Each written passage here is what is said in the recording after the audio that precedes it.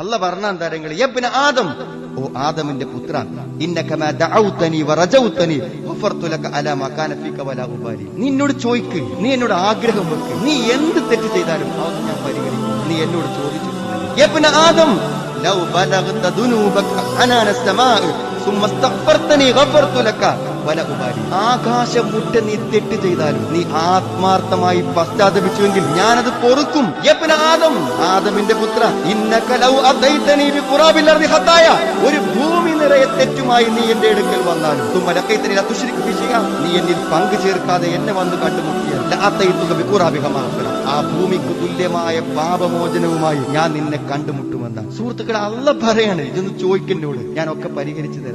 ആ ഒരു നല്ല ഇസ്തിഗ്ഫാറിന്റെ അവസരത്തെ, പാപമോചനത്തിന്റെ അവസരത്തെ സുഹൃത്തുക്കൾ നമ്മൾ ഉപയോഗപ്പെടുത്തും.